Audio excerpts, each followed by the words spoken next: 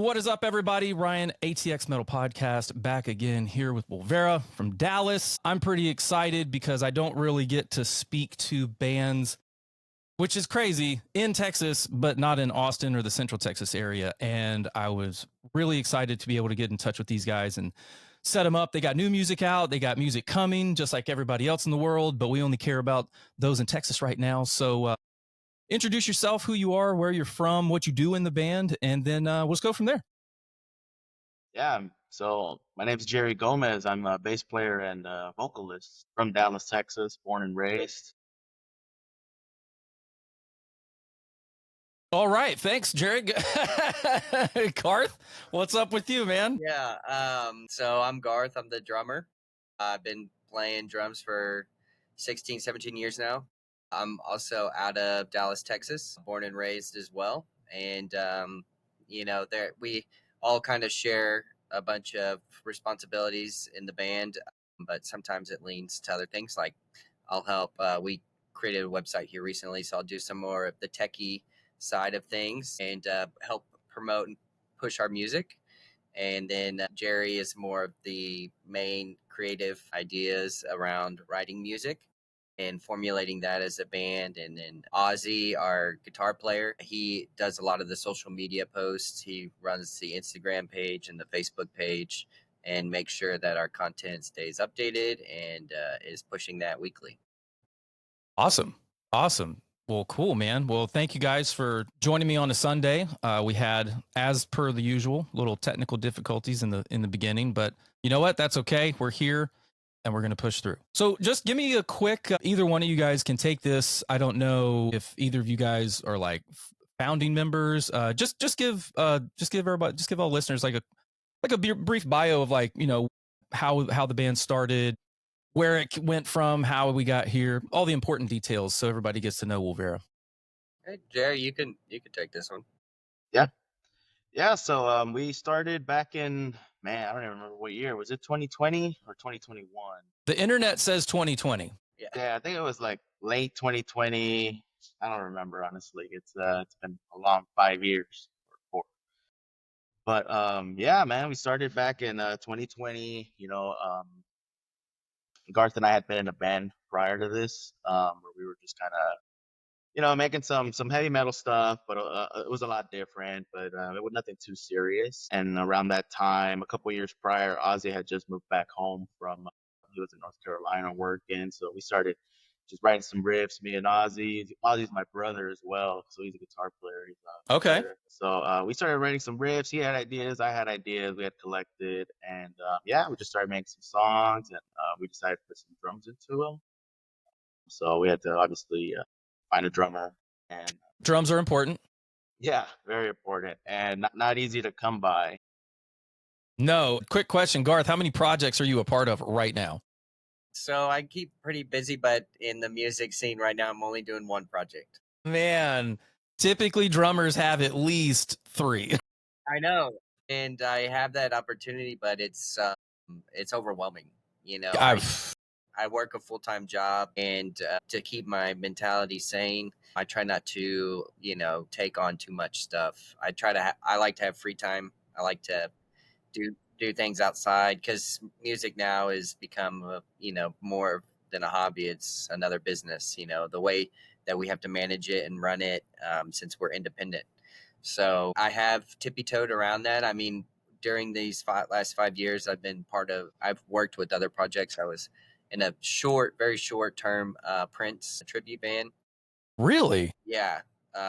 So I mean, I think we played 1 or 2 shows, and then they got rid of the keyboardist, and then they couldn't replace the keyboardist, and then it just went downhill from there. So, Okay. Which is pretty important for Prince. Yeah, you need it. Yeah, if you're playing Prince, you need a fucking keyboard for sure. Yeah. So, but yeah, I mean, so it comes and goes.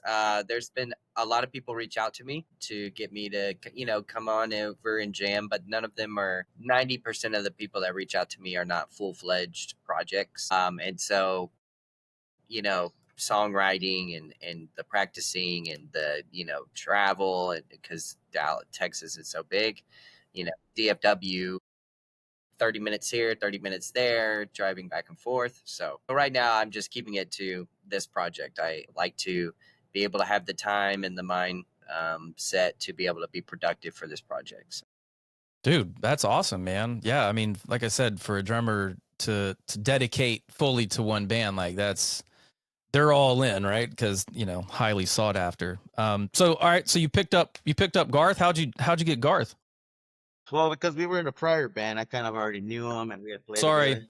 I'm gonna edit that out and make me not look dumb. But to that point, Garth was in a band after that. So after we played together, he joined another band, and so he was in the current project when we reached out to him. Okay, so was in one, then Garth, you went over here, and Jerry, you and your brother were still doing things, or you brought him on after Garth? Yeah, so me and my brother started writing some riffs first. Yeah. That's what it was. See, man, I need to. I'm getting older, guys, so I forgot to take my pills this morning, so my apologies. You're on it, energy. No. Yes. Alpha, yeah, alpha brain and all the nootropics. Yeah. No, man. Oh, man, that's great. Okay. No, but yeah. So yeah, me and Garth were in a band, and then from there he went to another project, and I stopped doing music for a little bit, but just writing riffs at home. And Ozzy had some ideas. I had some ideas to put them together, and then from there we reached out to Garth. His project was doing pretty good. They had a couple shows here and there. But we were playing metal before, and his new project was a little more what should we call it, Garth?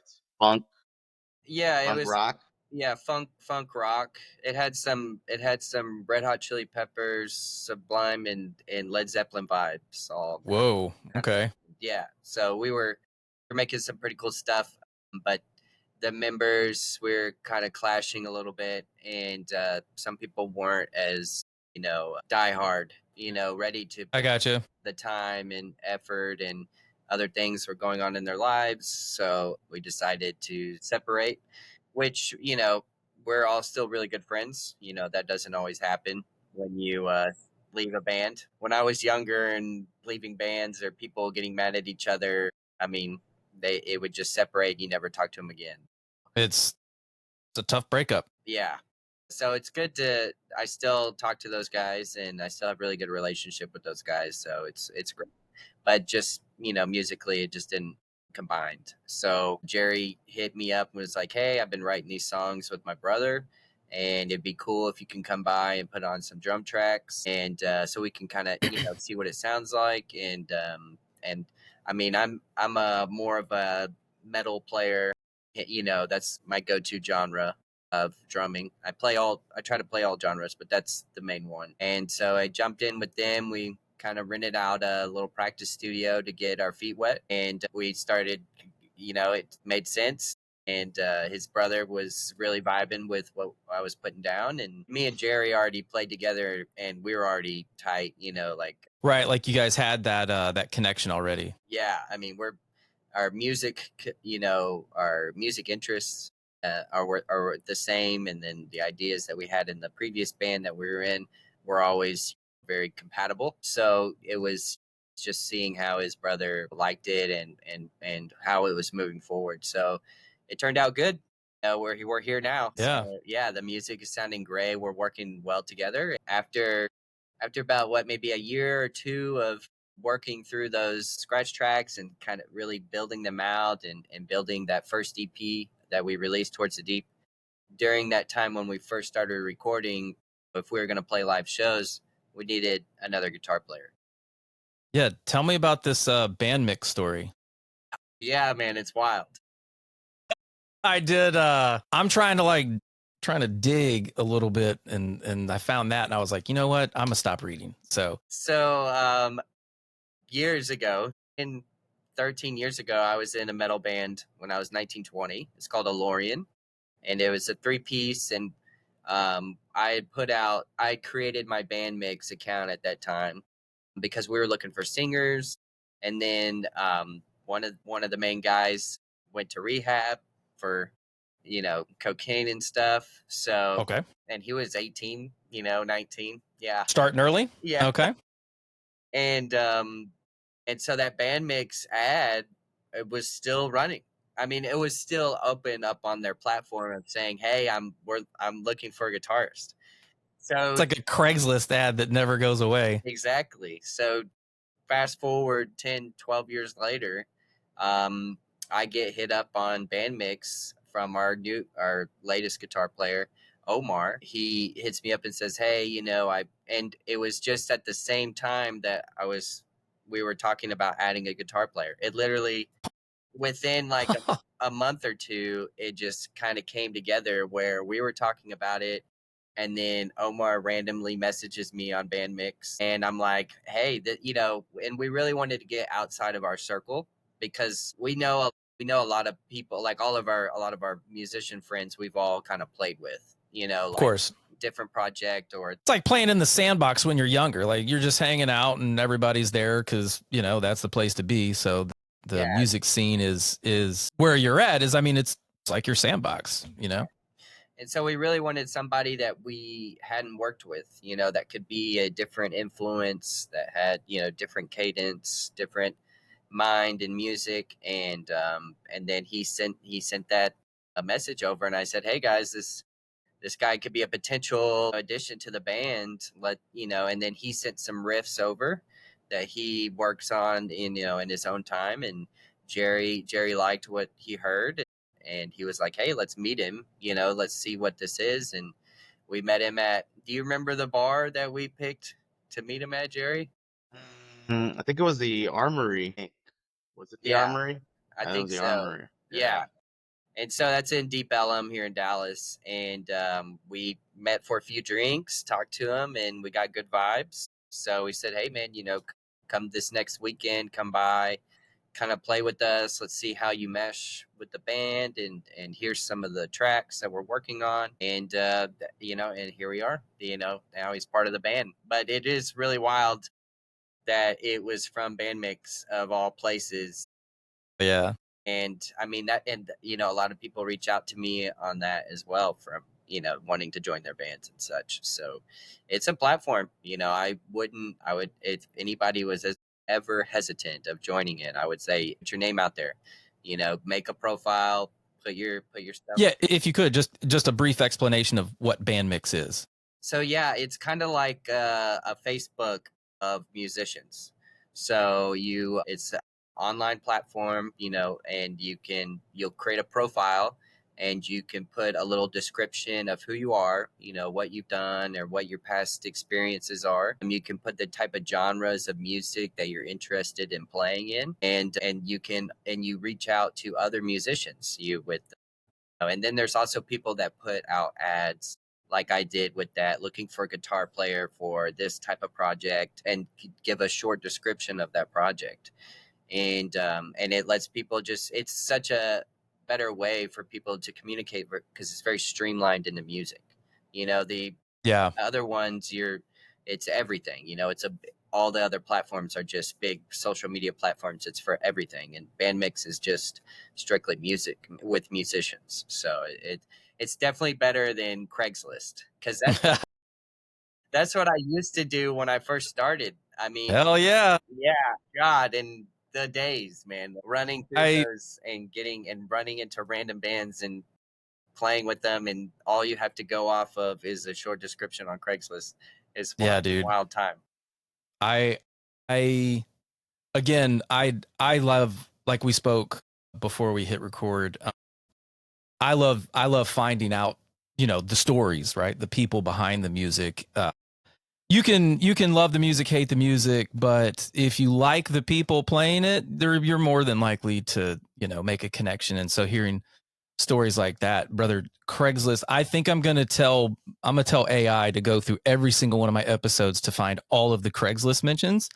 There are some whoppers of stories. So if you're listening now, the only place that you can find all the old shit where we talked about Craigslist was on SoundCloud. Not that I'm promoted by SoundCloud or anything, but SoundCloud is the only place where every single episode exists for the podcast. I have been lazy and I haven't transferred everything over to the other episodes. But anyway, I digress. So with that being said, finding new members, meeting them in Deep Ellum. Jerry, tell me about navigating the metal scene in Dallas, and like we said, oh yeah, the AI question. That's what it was. Let's see. We asked the internet what we should ask Wolvera, and the internet came back with navigating the Dallas scene. Jerry, discuss the challenges and opportunities of being a metal band in a city with a cyclical and sometimes unwelcoming scene. And there's a footnote there. I didn't care to check it out. Sounded like a cool question. So, Jerry, Yeah. how does Wolvera navigate an unwelcoming scene in Dallas? Yeah. It's tough, like the scene, first of all, the scene isn't that big, so it's niched, it's a little bit Which, smaller. may I just say, I would imagine that the Dallas scene would be way bigger than what it is for a local aspect, just because it's so fucking, I mean, compared to Austin and, down here, but still, like, anyway, go ahead. Sorry to interrupt. Yeah, no, it's strange. It's like when we look at the scene, the metal scene, it's big, but it's also small. And because like when they do have a metal concert, like Alice in Chains comes to town, or Sugar comes to town, or whatever, like people go, like venues are being sold out. Like people, there are metal fans out there. They're just like hidden. A lot of people are hidden in disguise. Like you don't know who they are, but they're out there. But for like music in Dallas, I wouldn't say it's unwelcoming, but it is a challenge to get into it. You know what I mean? It's more of a who you know type of basis, and who do you get along with, and who likes you in a personal level or a business level or a music. It has to be one of those three avenues. It's challenging. It's very challenging to find who the key players are in Dallas, to know who we quickly found out that, like, okay, there's 10, let's say there's 10 bars where we could potentially play, but, six of those might be owned by the same people, you know? So, or three of those might be one group of people, and then the other three another group, so it's like, oh, okay, so it's, one guy you could probably play at three different venues. Yeah. So it's just finding who is who, getting along with them, shooting them a message. We tried a lot of different things to get shows. We tried the direct approach, just shooting them a message on Instagram, showing them our music, meeting them in person, like, hey, this one band's playing, let's go check them out and get to know them and see if, they'd like to put a show on sometimes or whatever. So it's a challenge, and we've definitely learned this past year and a half on how to maneuver it. But yeah, it's a little difficult for sure.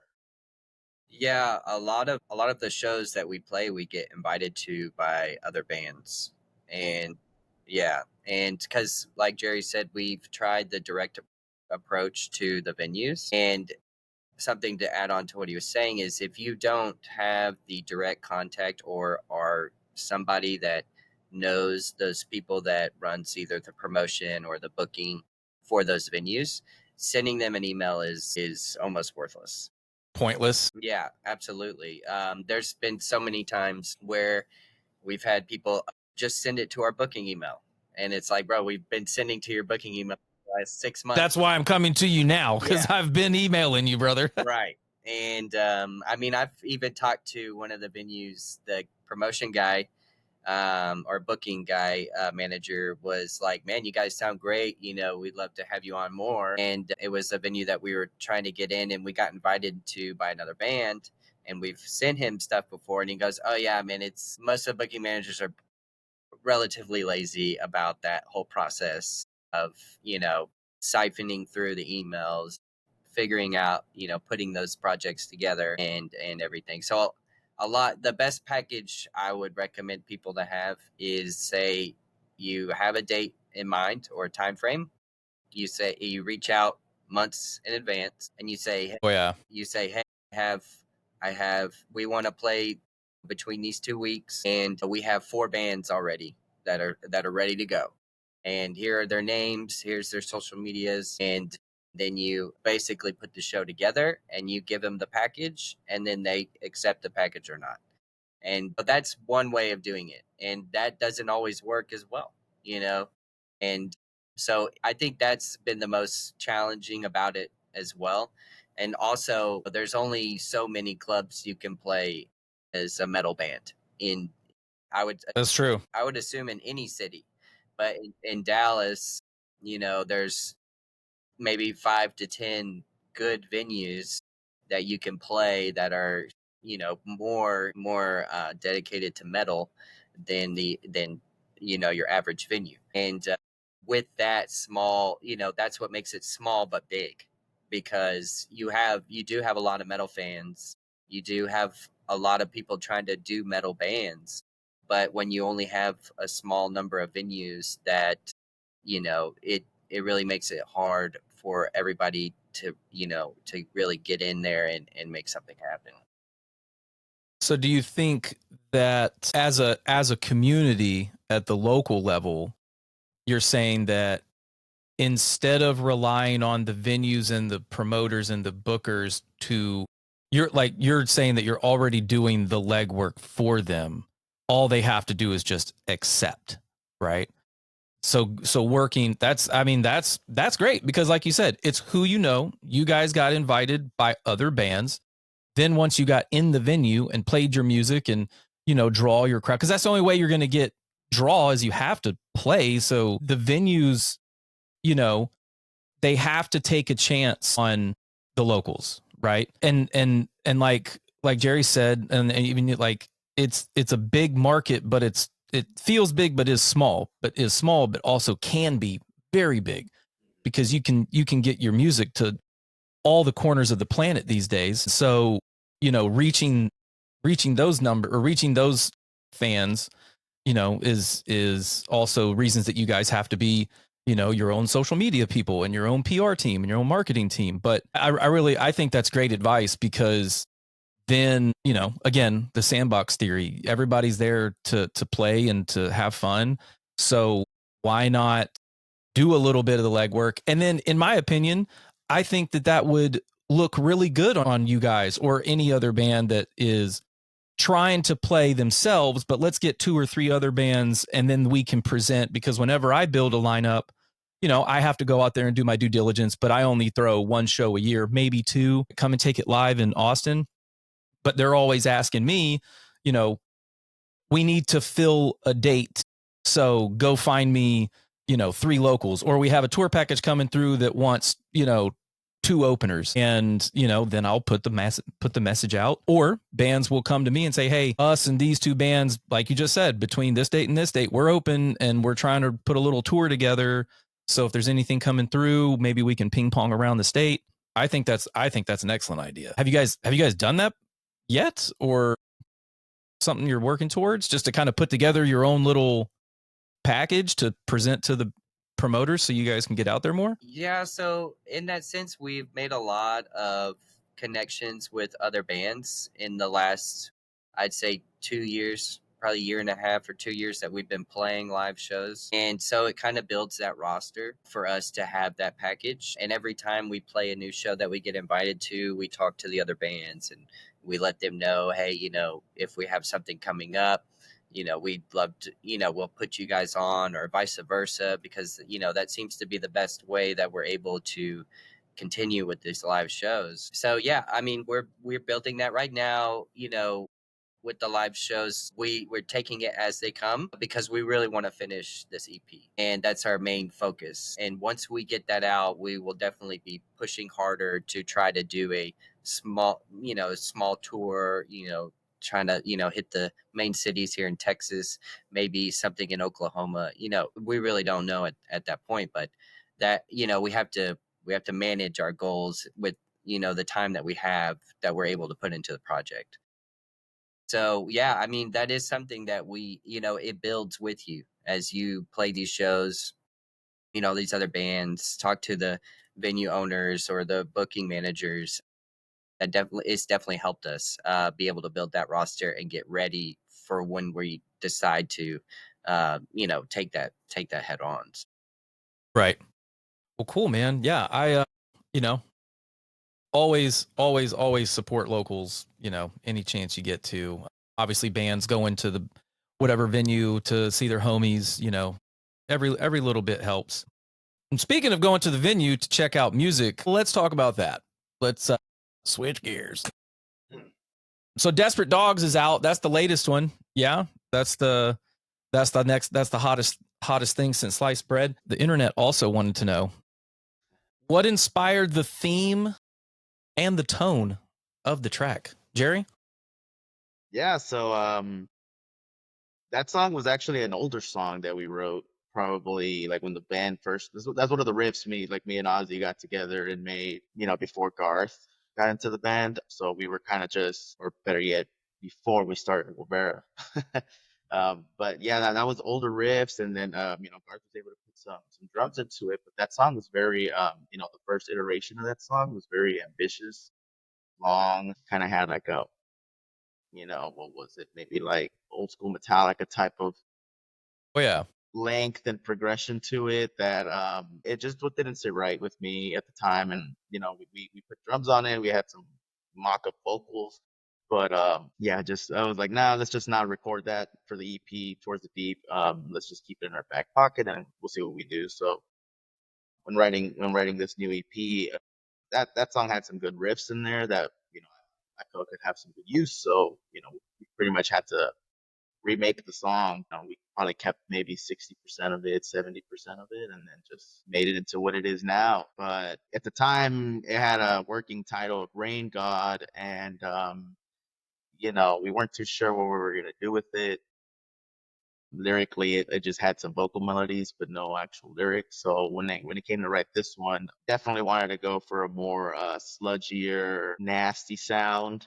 At least from the production and the guitar work, very old Mastodon, Melvin's type of acid bath type of sound, very gritty and heavy and big, right? So we wanted to go with that, and yeah, I mean, we wanted to try something different. We were like, well, let's give it a shot on this song. It's just a shorter one, and let's just make it sound as heavy as we can and as big as we can, and um, switch it up a little bit from the other recordings we've done. Lyric wise, it was kind of a I was writing the lyrics to go one direction, and they just kind of started moving towards something else, and I just went with it. It definitely it was a challenge to kind of figure out where I wanted it to go, but once I saw where it was going, it's just like that's where it needs to go. So Desperate Dogs, definitely, it's a song about primarily it's about cage fighting, dog fighting, but not necessarily. I Not legitimately was like, I'm curious what's it about because I yeah. haven't gotten into the lyrics. So it's about dog fighting. To some sense, metaphorically, it's kind of Okay, yeah. like I mean, that's the image I had in my head. slow down, Vic. Yeah, it's a brutal subject, and obviously we don't support dogfighting or anything, but it is, Hell no. yeah, it's terrible. But we did the idea was just kind of having, being in a place where you can't get out of, and you're forced to do what you don't want to unwillingly, you know, Metaphorically, metaphorically, right? cage dogs, Yeah, desperate dogs. I right. get it. Like, Okay. whether it's your own internal struggles or not, or experiences you live through, but sometimes you're stuck in a rut. You want it to end, and it can't. It just doesn't, and you have to go out and perform, or go out and do what you got to do, or get up and go to work, or whatever it is that's weighing on you. The song is literally just about having to go to work. Be, being forced to do something you don't want to do, Yeah, but you're here, so fuck exactly. it. Right. Oh Best God. dog. But yeah, so I don't know. I just had that idea in my head of like just like dog fighting and how fucked up it is and how bad it is, and like just the imagery of it was kind of like you know kind of playing in my head. So I was like, all right, well, how can we use that to make a song that's more relatable and not necessarily right on the notes about Go ahead, Garth. Well, and I was just gonna say, it came at a surprise to the rest of us because the working title was Rain God for a long time, and so we didn't. Jerry usually has his lyrics ready, a week before studio time, so we really don't know what it's gonna be until we get in there, and he's like, "Oh yeah, guys, it's gonna be called Desperate Dogs." And so me and his brother Ozzy are looking at each other like, "Where is this coming from?" And it was like, "Are you sure?" And he goes, "Yeah, trust me. Just wait till you hear the lyrics and how it's put together." And that's part of the band, trusting each other and how it's gonna be put together. And it was just, came at a sudden surprise to us, but we really liked the outcomes. I was gonna say, how are let's talk about the band dynamics. Tell me about how so you said you took this song from before the first EP. And oh, quick question: everything that you guys have produced is currently available on streaming platforms, right? Yeah, everything. Okay, so anybody can go and check out everything that you've done, that you've put out. Yeah. So tell me about like when. Not only when a song is done, but like you said, you took this one, it was a back burner idea. This doesn't quite fit this EP. Okay, we'll put it somewhere in a Google Drive and we'll peel it out later. Then you rethink of it, or you have this new idea. So Jerry, you're the main songwriter. Did I get that right? Yeah, for the most part, I would say. Okay. So yeah, just help us understand the band dynamic. So you come up with the lyrics, or you come up with the riff, and then you all get together and Garth is like, "No, we need a drum fill here." Like, walk us through that and then tell us like when you guys feel that the song is done. Yeah, so usually, I would say about 80 to 90% of the time, it's probably just riffs. We start with riffs that I have, or Omar has, or Ozzy has, and it kind of comes a little spontaneous. I'll start writing something, and that might spark the interest, or I will hear music. I hear a lot of different music and just get ideas, and shit's always playing at the house or in the car, and from there I'll um, get an idea, get inspired, and then from there I'd be like, all right, that's cool. I like that vibe. I like that groove. How can I make something with that same energy? And then I'll write some riffs, or I'll just go through the catalog. I've recorded tons of riffs on my phone that I just have on the drive and share with these guys. But yeah, you're in the Taco Bell drive-through and you're like, "Fuck. Da da da da da da da da da da da da." Yeah, Yep. Okay, got it. yeah, definitely. Yeah, so vocal melodies too, depending, just random stuff that sometimes just pops up at the worst time. It's always the worst time that it happens, right? When you want it to work, it doesn't work, and you're like at work. Okay. Yeah, You're like, I got to get this out of my head. right. I'm at work and I hear it, and then I'm like, all right, let me record it right quick. Go to the restroom, record Just, I'm going to lunch, Phyllis. I'll be right it. back. I'll be right back. Yeah, exactly. So yeah, we get some riffs, and we start just putting riffs together, just till it kind of has some kind of skeleton to it, some kind of body, and it's not fully perfect, and all the little I like to call it the studio details haven't been thought of, but the bones Of are course. there. So we got, okay, this is the riff, this would be the chorus, this would be the bridge or whatever. I share it with Ozzy, I share it with all three of the guys, and they hear it, and then we'll just try to put some drums on it, try to explain the vision to Garth and to them, what I'm thinking, and give them references of kind of like, this is the breakdown has to have kind of this feeling, and I'll show them a song, kind of like what I'm trying to do, or trying to explain to them, how this is the part where people jump, or this is the part where they start moshing, or this Hell is yeah. the lighter part where people pull out their lighter or flashlight at this point, right? Stuff like that, but just to kind of see where we're going, show them the roadmap. And yeah, I mean, it's a pretty long process in the sense of, Garth will put some drums on it, or we do a lot of this, a lot of homework. It's a homework based band, is what I like to say. So, I'll show them the riff in the jam room, play it. Garth might write some drums there. But at the end of the day, he'll go home sometime around Wednesday. He'll send me the track with his idea of the drums. We'll meet on Sunday and then just go through it again. And we'll do that a couple times, until we get something that we all like, or something where we could come to an agreement on. And yeah, and then that would be pretty much the song at that point, vocally and lyrically. I'll write that at home, put it together.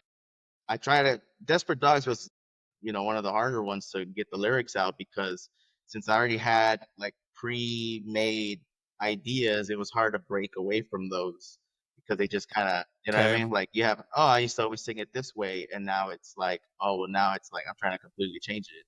So now it's like muscle memory is telling me to go that way, but I'm like, no, I'm trying to go left instead of right. I gotcha. Yeah, so that was very difficult for Desperate Dogs, and that's why for that one for sure the lyrics weren't done till like 2 days before I had to go to the studio, and it was hard to even get the theme right. Like it was just a lot. Like it was a lot harder than the other songs. The other songs I usually have an idea beforehand, like okay, I want to write about this. I just need to figure out the words and how to say it or how to structurally put it together vocally. And there's been times where I can even show the guys the lyrics before we go into the studio, or we'll jam it out a couple times, with the vocals before we go to the studio to record. But yeah, once the lyrics are done, I mean that's it. We go into the studio and but, When you say go into the studio, are you physically going to a recording studio? Yes. yeah. So we go. Okay, awesome. Yeah, we worked with a guy named Alex Gerst. I believe is his last name. I might be pronouncing it wrong, but he's out of Carrollton, Texas. So he has a Okay. really really nice studio that he has, and we've recorded everything so far with him. Do you have a like a production company name or something? Yeah, his That's called studio is called Empire Sound Empire. Studios. Empire Sound Studios. Got it. Yeah, really good work. Shout He, out to that guy. yeah, shout out to Alex for sure. He's he can be he's a drummer as well, and sometimes he can be a little he doesn't mean to hurt you, but he will tell you what's up. He will say, "Hey, that doesn't sound good. You can't do that." And you're like, "Crap. I don't have another thing to do right now." So like, I mean, Desperate Dogs is one of those examples. It's been a couple times on the past songs. The first time we went there with him, it was definitely like a eye-opening experience about how we work with him and how that all flows. But over the time with all the songs, we've developed a good relationship with Alex. We feel he might not say that, but He's like watching this episode. He's like, "Fuck those dudes." yeah. Like, But no, I'm just kidding. yeah, I'm just kidding. but so we feel like we've developed a good relationship, communicating to him what we're trying to do, and he'll listen back, and it works really well together. We feel, and so especially on this song, during the scratch track process that we do, everybody was like, "Sounds good." The song is good. It's laid out. We're good to go. We booked the scheduled time. We got into the studio. And that process is Jerry will get down a scratch track on the metronome while I'm setting up drums. Drums then get set up and are ready to go, and then I'll put down that drum track on that scratch track, and then we'll go, to each instrument afterwards. And during that process, though, I'll play through it a couple times to warm up and make sure everything is kind of lining together. And during that, that recording right then, he's like, "Hey, what, Jerry hears something different now because, I do the recording here. If you can see in the background, I do the drums." I was gonna say you've got some gear back there, brother. Yeah. So I do the scratch tracks here at home. I use right now, I just set up a couple mics, overhead, snare, kick, and just, and then work off that with what Jerry does just through at his house with his bass and guitar. And so we don't always hear everything that you do in a, $2 million studio, right? So Of you course. go there and now you're hearing different things. Stuff doesn't line up exactly how you thought it did. And Alex will be the first one to be like, that's not working, And then, and during the song, and I would say it's the chorus or the verse, Jerry. I think it's the verse. Yeah, it was the verse. It's the verse. So I was doing too much. And Okay. yeah, and it was just too big on the drums because Jerry's like, I got to sing during this part. And what you're doing is, overshadowing it and taking too much. And it's too much to focus on while we're trying to push this lyric melody. And, I was like, well, I don't really have anything in my back pocket right now because I thought we were all agreeing on this is what we needed. And and then Alex was like, "Nah, it's not working. You guys need to think of something else." And just as Jerry has those issues when you already have that stuff built in your head on when you're writing a song, you're kind of locked into that area. And it's really hard to, especially when you're in the studio, pressure's on, you're running throughout the day, you're wasting time. You have to think of this new rhythm, this new pattern, that matches well, and you have to feel good about it. Yeah. That's, then on this time I had to come out of the drum area, and we sat down, we thought of different things, how it's not working, and we listened to a couple different songs to try to get some different influence in my ear, because I couldn't hear anything different, but we figured it out, and that I feel like that's very important, and it's something that it happens in the studio a lot, when you go in with a certain idea, and as you work through it, it doesn't always play out to the way that you thought, but you got to get, it's good props to Alex to be able to sit there and have that ear, and have that vocation to be like, hey, guys, you guys got to do something different here. He doesn't tell you, you need to do this or that. He's just like, hey, we got to figure something else out. That reminds me. Thank you for that. And honestly, it's great that you guys work well with your producer. That's what they're for, right? You regardless if it's your friend or if it's someone that you met on Bandmix or Craigslist, it doesn't matter. They are there to do a job. And obviously, not every studio and not every producer is created equally.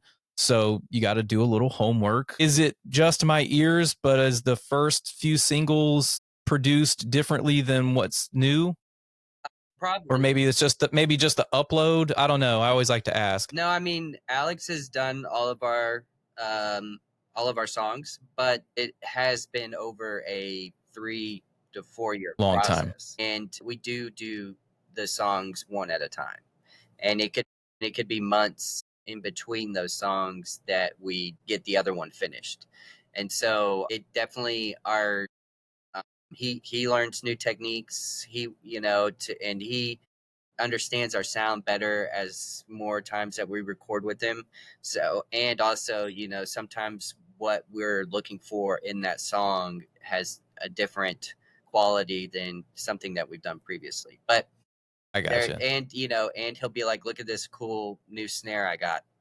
And we're like, okay, let's try it out. And so that changes, and you're like, let me just tune it up real quick. Yeah. Like, is that good? It's got enough fucking bomb in it for you? Yeah. So, I mean, so things do change over time, but we've been very happy with the product that we get with Alex. Well, I can say that the quality has improved. Again, I don't know if it's just the way I'm consuming it. I'll hear it in some in-ears, and then I'll put it in the car, give it the in-car test. It's good. Like, it even sounds a little thicker these days, if that makes any sense. So you guys are kind of growing and evolving with each other. He's getting better at his craft, you're getting better at your craft, but together equally you're making improvements to my ears. So yeah, and I would agree. I listened back to the older ones, and I thought maybe it was just a biased opinion of them being older, and I've listened to them and I play them, but it's good to hear that feedback, because it's good to see that it's moving in a positive direction, and the changes are making a difference. Well, I mean, if you don't get that, regardless of the feedback, negative or positive or neutral, if you don't get it, then you don't know where it's landing. The bands that I've talked to, 94.7% of them make music for themselves, like the music that they want to play. But you have to take into account who's going to consume this. Are we going to go down, the Zeppelin path, or are we going to go down, Megadeth path, or are we going to go down, you know what I mean? Like I actually just learned some shit today, or I was told some shit today. My former co-host and best friend told me about how Metallica in the early 90s with the Black Album, that was like, there was like this split. They're like, oh, Metallica sold out and they're not, doing what they were known for. I personally don't have the knowledge to speak on the 70s, 80s, and even 90s metal, because that's not the metal that I was introduced to. I'm, mid 2000s metalcore, like fucking through and through. You know what I mean? But history has a tendency to repeat. And now this polished perfection studio, $2 million, $5 million studio sound starting to wane on people. And the thrashier, sludgier, the shit that started it all is starting to come back. I mean, fuck, Ozzy, rest in peace, just had the show of all shows for that kind of era of music. And for anybody that got to go to it, God, dude. And then like 3 weeks later, he passes away. Like that's a whole nother conversation. But how like y'all's style of music, that thrashiness, that old school vibe, do you like, I find myself starting to gravitate more towards it just simply because of how it sounds. It's like, man, sitting on my back porch, just, having a moment, and just with that shit in the background, just here comes a solo. Here, you know what I mean? It's good. It's good. Do you guys find that you guys have enough room to grow in that field in Dallas, Jerry? Yeah, definitely. Like us as a band, like the recordings sound different, the songs all sound different. It's kind of one of the, I guess you could say, like a motto slash idea that Wolvera is a band that we can do whatever we really want as long as it's metal.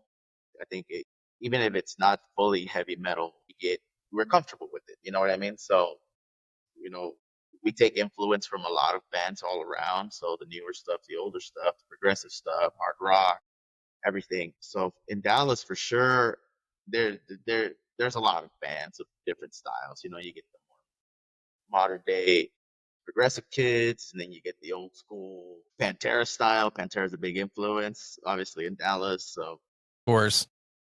there's always a band that, has that Pantera influence on the bill. You'll find one for Dude, sure. you can, it's like you just hear one section and you're like, bum, ba, da, da, da. Yep, there it is. Yeah. Fucking send it. Yeah, exactly. So there's enough room, for us to grow in Dallas for sure, at least in this metal scene. But at the same time, we're not tied down to it. If we want to make something more metalcore style, more progressive metal, I feel we have the room and the capabilities to do so. And it just kind of really depends on the band, how we feel or what we feel the band needs at the moment. And some of these songs, when we write them, it's just how the spark that happens at that moment. Like, oh, this is what the song is becoming. I'm not gonna force it to be more modern or more technical if it doesn't allow it. You know what I mean? Like, we'll add the bells and whistles to it, and we'll be like, okay, well, this is the structure's there. It's it's a little too simple. What can we do? Like, oh, you know what? Let's just not go over the top. Let's not try to add a orchestra section in this, or a fucking keyboard, or a drum solo if it doesn't need it. You know what I mean? Like, okay, what can we do? All right, well, let's see. Maybe we can make this riff off time. Maybe we can, make it off time but hide it so people don't know it's off time. It just feels different. Brother, finding little Easter eggs like that Right. in a song is cool. You'll be bobbing along to like, whatever time signature, and all of a sudden your head isn't quite with the you're like, what the Yeah, oh, exactly. okay, now we're back. Right. So we try to do a lot of little things like that. If the riff sounds too old school, then it's like, how can we make it a little bit more modern? Maybe the drums need to be a little more modern. Maybe the riff could be more modern. But it really depends on the song. But we're open to do, whatever we feel is right and whatever we feel at the moment. Because, we're musicians. We're gonna grow. Sometimes we discover a new band who's our new favorite band, and then boom, we're like, hey, I want to kind of take that and use that as an influence for this next song or these next three songs or whatever. And it's always an open format for us, and we're able to do what we want, really, as long as we like it. Yeah, dude, that's the key. As long as you like it, because like a job, if you don't like it, you're probably not going to do, you're not going to put your all into it. Right. But speaking of new bands, we're coming up on an hour. I don't want to keep you guys too long. I got a couple things. I want to circle back to something that Garth had reminded me of.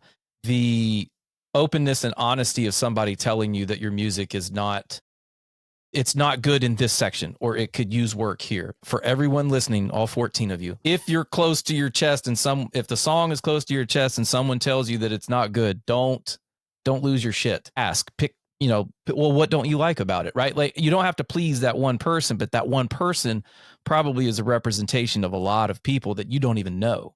So constructive criticism is great, which means what you reminded me of is I'm going to try to bring back what we used to call Does It Stank? We used and a combination of the Google Drive. Real quick, I want to play this for you real quick. This track that was created. This is a back burner, kind of like Desperate Dog. Listen to this.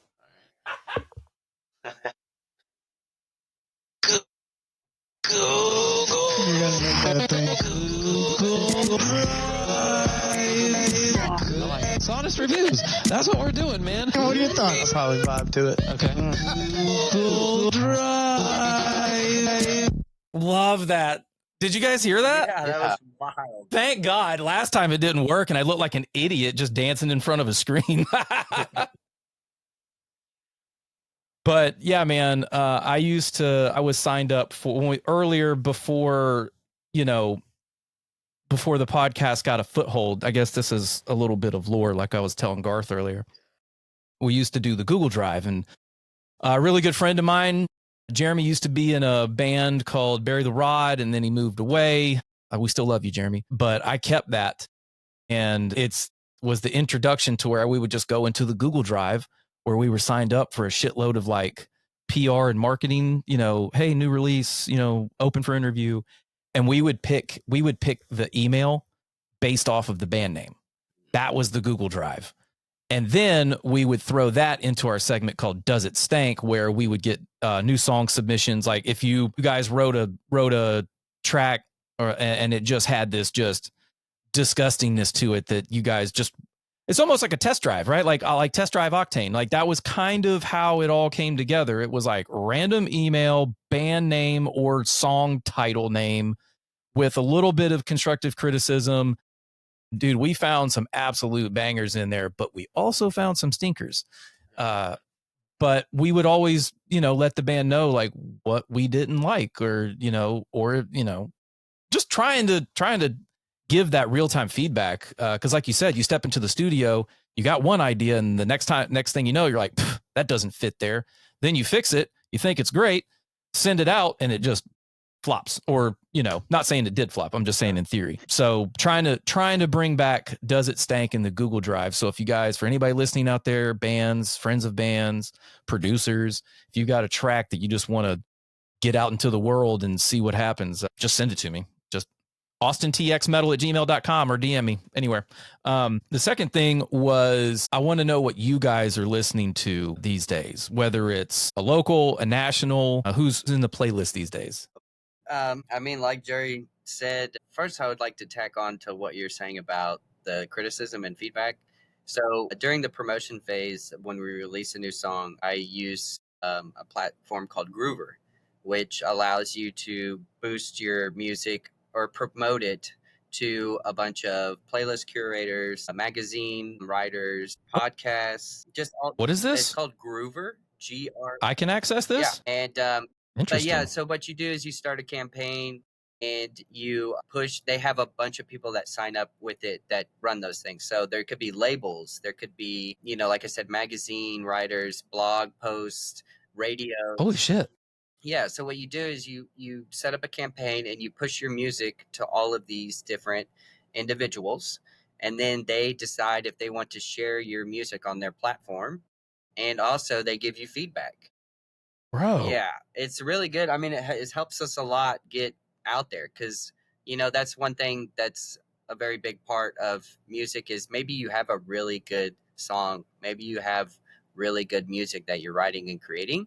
It's just nobody's heard it, and to get it out there, and that's where I think we kind of stand as a band right now. I think our music is top notch. I think quality is great. It's just we need more people to be able to hear it. The internet is vast, and it's a big ocean. It is, and if you sometimes you can put out there, and sometimes it gets caught onto something, and people are using it, and the algorithm built it up, and sometimes you put it out there, and nobody ever hears it ever. and it could be one of the best songs ever. So you really that's a big part of it. It's getting your music out there to other people in some way. And I just think it's really funny about the feedback because it's very interesting. You don't know these people, they don't know you, No. and they give you their honest feedback, which whether it's good or bad. And it's just interesting. I could have one person on one side say this mix is amazing, great job on these heavy guitars, the vocals are perfect. And then on the other hand, we have somebody who goes, this mix needed work. Oh my God, I can apply to be a curator? Yeah, absolutely, because you're a podcast. Dude, yes. Thank you, Garth. Yeah, absolutely. Party on, Wayne. Motherfucker. So this is amazing. Yeah, and just onto your point, it's just crazy. You have to be somebody who can just take it with a grain of salt, and yes. It's really funny because I'll go back to Alex. Alex is super proud of his work. He does great work. He works with other really big named artists that come through his studio. So us to be able to take advantage of his time and get something out is really great. To go back to him and say, hey, this random guy in Brazil was like, this mix needs work here. He goes, yeah, okay. Dude, it's almost like not crowdfunding, but crowdsourcing, like improvements, Right. I mean, and that was the whole point, the biggest point of what, I mean, this is exactly it. I mean, damn, if I can be a curator, I would just feature Texas band. Obviously I would listen to stuff, but I would try to curate for Texas, man, holy shit. But yeah, it's everything that we do in the music community is community oriented and community driven. And if anybody from anywhere on the planet can help improve someone's work in some way, shape, or form, I think that's a win. You just have to be able to be a little vulnerable for a little bit and just accept it. Like, damn, he's right. Instead of this lead, I should follow with this, or, oh, maybe you should try a tune a little bit, tune it a little bit different, or, I will not tell anybody anything musically because I don't know any. I may have a guitar or two back here, but it's just for looks. Okay. I can't play. I'm just target demographic white dude that likes ones and zeros. And always a huge fan of just a fucking sloppy riff. You know what I mean? Just a good, a sexy solo, harmonic solos I have a heart for. Or that doesn't even make any sense. Harmonies, not solos. Sorry about that. But yeah, it's and like y'all style of music is just wide open for just killer shreds. So that's damn, dude, that's cool. So yeah, so who are we listening to? And then we'll do all the ats and we'll get out of here. I mean, I listen to all sorts of music. Here, I'll join the party. I'll just go to my recents. Yeah, I listen to a lot of drum and bass, and so there's some. Okay. Yeah. Little EDM fan, let's Yeah. go. So there's a random artist on my Spotify, like Star Junk 95. I don't know. I just found him the other day, but he has an amazing song, LX-777. Sounds like a copier. Yeah, but yeah, I mean, it's a You great. got the latest LX-77? Sure do. Ordered it yesterday. Yeah. But like on metal side, I mean, Bleed From Within has a couple of new releases that I've been a big fan of. There you go. I don't really listen to a lot of country music, but the Steven Wilson Jr. guy, he has a album out, but I've been enjoying that, listening to that, and I mean, going back to the good old days. I mean, recently I've been listening to some Sugar Ray, so why not? Yeah. Right?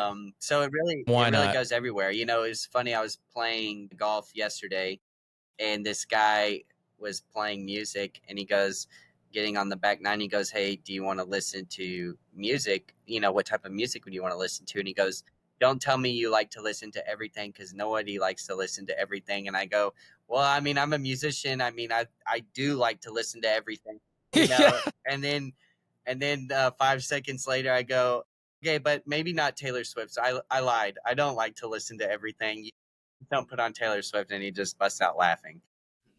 Nice. So yeah, I mean, it goes everywhere for me. I listen Cool. to it all.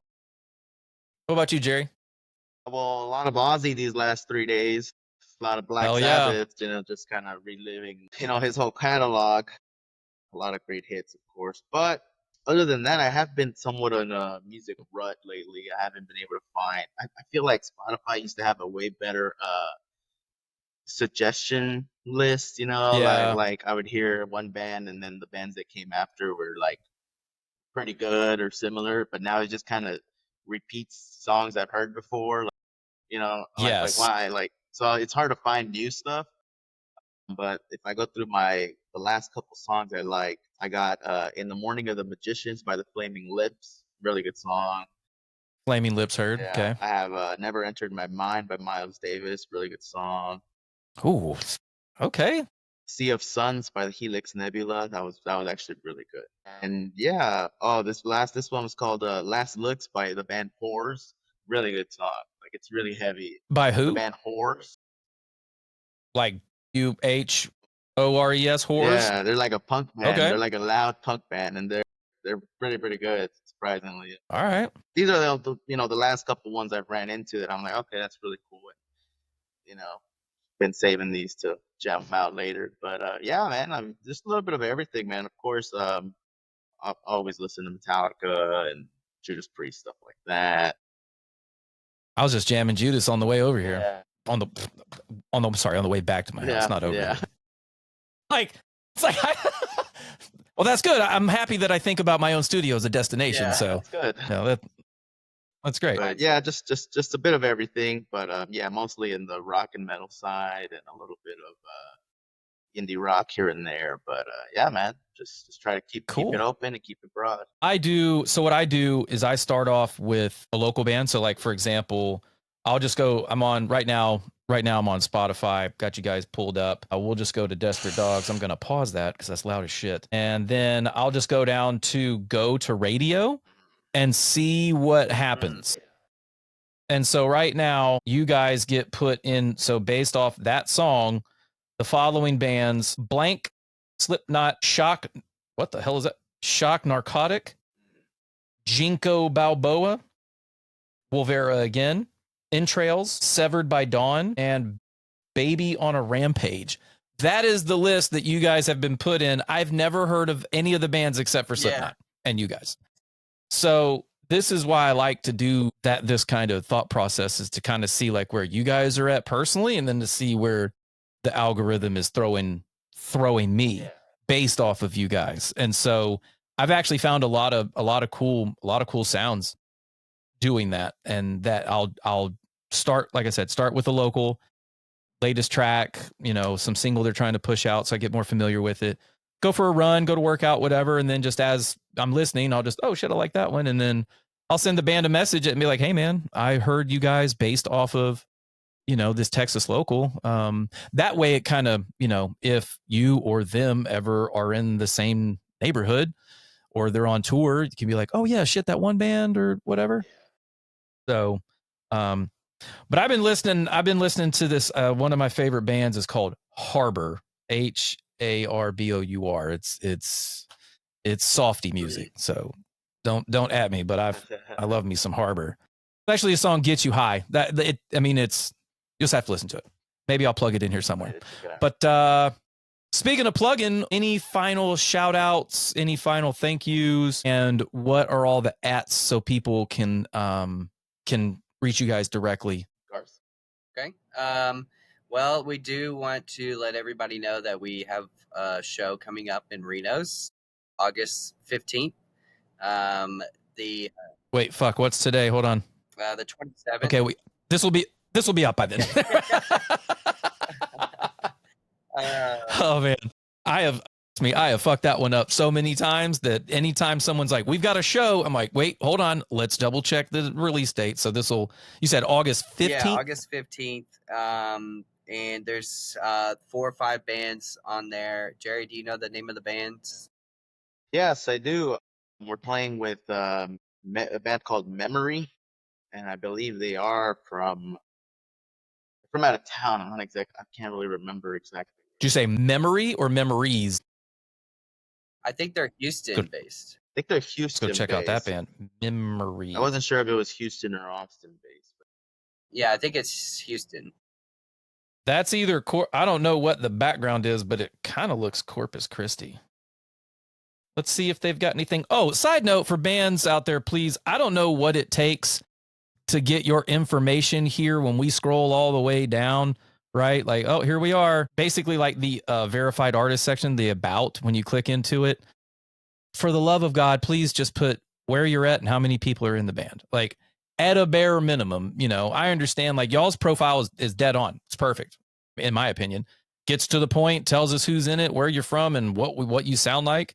And then we can kind of journey from there. Some of them, and again, I'm not telling any band how to do their thing, but as a piece of constructive criticism, it would woefully put you in, because like when I find bands, I'm like, where are they from? And I go to the about and I'm like, fuck, I gotta go to the link tree. Then go to the link tree. And then it's like, oh, go to the website. So go to the website. And then the about section is just like shows and whatnot. I'm like, fuck, man, like, where are you from? Just tell me where you're from. I mean, they can do that with their Spotify artists page. Yeah, so there you go. See, easy answer. If you're on Spotify on your artist page, just put location where you're from. But yeah, Memory is emerging in the rock and metal music scene in Houston, Texas. July 23rd, Memory conveys the human experience through heavy, melodic, groovy, and catchy songs performed with soulful emotion and energetic intensity. I'm going to give them a call. Cool. Yeah. See, this is how this machine feeds itself. I will never run out of bands, ever. But yeah, we're excited. They reached out to us a couple months ago and asked us to be on the bill. So we graciously accepted that, and we're excited to be playing with them on August 15th at Reno's Chop Shop in Dallas. So we're super excited for that. You know, we're also in the mix of finishing out our EP. We're doing 3 more songs, if I remember that correctly, and then we'll be releasing that full EP hopefully at the end of this year. So we're Dude, come back on. We'll talk about it. Get a little PR in yeah, there. that'd be great. I mean, we usually release a single, but we want to finish those 3 so we have some content for people to really buckle down and absorb, you know, and have some new stuff to listen to. So we're really excited about that. We're working hard on that right now. And, you know, and then we have our website, Wolvera-official. And it'd be great if people wanted to go on that website. We have our merchandise on that website. We'll be posting a little discounted sale on our shirts and posters here soon within the next week. So we're, you know, we have shirts, posters, and we're looking at, you know, building out more merch as we go along. So if people want to help support us and you know, help us fund our EP and all that, and you know, it's not cheap using the studio, so that's always a good thing. And then, you know, checking us out on YouTube, Wolvera TX on YouTube, checking out our new song. You know, we're releasing content monthly. We got playthroughs so you can see how we play the song on the drums, on the guitar, on the bass, and be more intimate on that side of things. So a lot of stuff to be coming. You know, we're working hard. We all have full-time jobs, but we really are dedicated to this project and making this a real thing. So, you know, the more the merrier. We're always down to have more bands, coordinate with more people, you know, so we're here to have fun and hell yeah. Jerry, you got anything else? Any final thank yous or shout outs? Sums it all up. Obviously, thanks to you for having us on, man. I really appreciate it. Oh, Definitely. yeah, man. dude. It's good to get you know, have some conversation with the other metal lovers and podcasts, and obviously anybody listening. Thank you very much, and thanks for the support. We really appreciate it as a band. Cool, man. Again, I appreciate y'all spending some time with me, and hopefully we can get this thing out and get some more ears and eyes on the project. And you know, if you guys are down, like I said, I'm kind of the eyes and ears on the ground, kind of how you said, shoot me some dates. Like if you guys want to come down and play Austin, your sound would fit in very well here. There's a lot of thrash, a lot of old school metalheads. Hell, that was Dirty Dog Bar's fucking bread and butter, was just fucking metal. You know what I mean? And you know, before metalcore really turned into that like shiny cool thing, it was just a dirty bar to go fucking play a set in. Miss that place. But anyway, again, thank you very much for coming on the show. Just stick around for a little bit. Once I hit stop, it's got to do some behind the scenes kind of things. Everybody that's listening, thank you very much. This is Wolvera. I am Ryan with ATX Metal Podcasts. You can find me at ATX Metal Podcast on all the platforms. I'm primarily operating Instagram because that's just seems to be where everybody the fuck is these days. I'm definitely going to check out Groove. Band Mix is still a thing. So yeah, try that out.